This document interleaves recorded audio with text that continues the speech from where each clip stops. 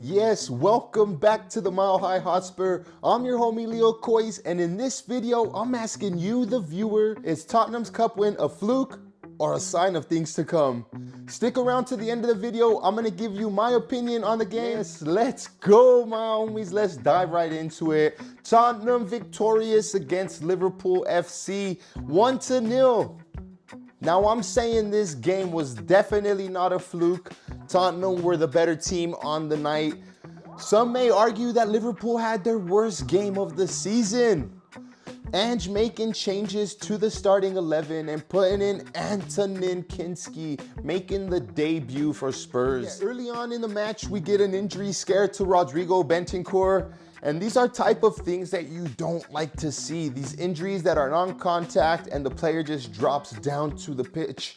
It's scary, and it's something that, it brings a somber feeling to football. I'm glad Rodrigo Bentancur has since come out on Instagram and, just giving his post and saying he's all right.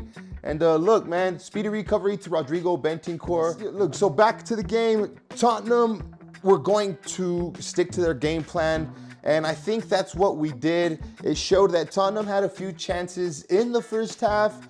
Pedro Porro getting probably the best one of those, and just chipped the ball wide of the goalkeeper and wide of the net. And you're thinking to yourself, this was the best opportunity. Tottenham needed to put this opportunity away. Can't let these ones go by, especially against a very dangerous team like Liverpool. Look, Liverpool were up to it as well, my homies. They did field a bit of a weaker team. However, they still had some mainstays of that starting lineup playing for them. So I don't want to hear none of that chat. Look, and so we made it into the second half, 0-0. And I'm feeling good as a Spurs fan, going 0-0 up against Liverpool. It's halftime. I felt good about the way we were playing, so I'm thinking, let's go out second half and continue to bomb on them like we were, and continue to attack the way we were trying to attack in the first half.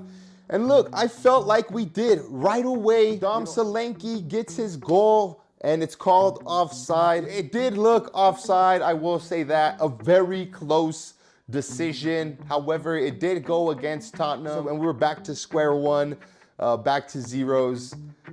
But Tottenham were engaging in the battle. Tottenham were not afraid. I want to say the whole team showed tons of composure. They were just poised throughout the whole match, including our youngsters. And I want to say Antonin Kinsky, very composed with the ball. The type of things that I seen from him early on are nothing but very good indicators. I'm not going to go full-fledged and say he's the next best thing. Nah, but look, all very good indicators, all positive signs that you want to see from a young goalkeeper, especially like you got to put yourself on the stage, the debut, the cup competition, the opponent. The kid handled himself more than exceptionally well, And then you have players like Jet Spence, that have been frozen out of the team in past years, stepping into this team as of late and making a huge impact, winning balls back, a huge impact in the way we're trying to play our game. Bergvall, again, we weren't able to create much, but the things we were able to create were because of pressing. And Bergvall is an engine, a workhorse. Bergvall is pressing is what led up to the huge chance in the first half that Pedro Porro sent wide. And he was obviously there, present for the second goal, which we will get into in a quick minute, my homies. I'll keep saying this throughout the video. Tottenham stuck to the game plan that was definitely masterminded by Ange Postecoglou on the day. Had to sneak that Ange in one, my homies. And I just want to say, Liverpool did not look to be on point on the night. And that's not to take anything away from our 1-0 victory. It's just to say, even on these games, when you go up against these tougher opponents, you have to play them with your whole heart, because they could lack a step. They could not have their whole heart into the competition. It doesn't matter the size of the fighter in the fight. It all has to do with the size of the fight in the fighter. And Tottenham were the bigger ones on the night, so let's go. But look, all jokes and all comparisons aside, all jokes and all comparisons aside, when these teams have the off day, you need to capitalize on that. And like I said, Lucas Bergvall heavily pressing. And of course, it wouldn't be a proper review of this match if we don't talk about Lucas Bergvall. Should he or should he have not been on the pitch to score the goal? Look, he was given a yellow card. Was that first or second half? He was given a very weak yellow card. If you ask me, the foul by Pedro Porro before the Bergvall foul should have been given the yellow, but it was given to Bergvall. And look, the second foul probably was a bit harsher than the first one. However, he was not penalized for it. He wasn't given another yellow. Liverpool were given the advantage, and of course it didn't lead to anything. So tons of Liverpool fans are probably thinking that they got done dirty. We're not gonna go down that route because we all know that's a two-way street, you filthy animals. Like I did mention, the second foul a bit rougher, and almost simultaneously after that, you know, the Liverpool player was still out getting tended to by the medical staff. And what happens? Tottenham come on attack, and a nice little build-up play from the back that leads to a nice chance. Before I get to the goal, I just gotta say, talk about a workhorse. Dominic Solanke, not bothered by his goal being called offside, still grinding, still pressing, still trying to win these long balls played to him over the top. This particular play, Van Dijk is waiting to see where the ball gets played onto. Dom Solanke gets the ball.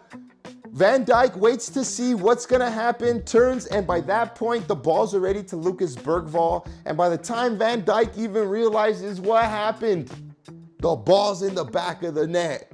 We're talking about Van Dijk, one of the best center backs in the Premier League, getting played by Dominic Solanke and Lucas Bergvall. And look, my homies, the goal was able to beat Alisson. Again, one of the best goalkeepers in the world. So none of this, they played a weaker lineup. So did Spurs, and Spurs' weaker lineup was able to pull through the hard-fought victory. Like I said in the beginning of this video, my homies, I want to know if you feel this victory was a fluke or a sign of things to come. Look, if you ask me, it's a sign of things to come.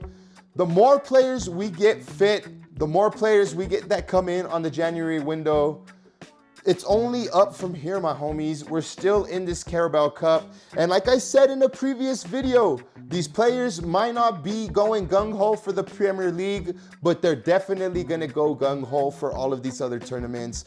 We're very close to a final here, my homies. Very close to a final. Yes, and if you made it this far in the video, I'm going to invite you to hop on over to The Perfect Match, another YouTube channel that I like to watch. Positive vibes on that channel. I also want to say massive thank you to all the people that subscribed to the channel lately. We just passed 2,200 subs. We're steamrolling our way to 3. Let's go, my homies. I appreciate everybody supporting the channel. Let's go. Engine till Ange wins. They not like us. They not like us. They not like us. They not like us. They not like us.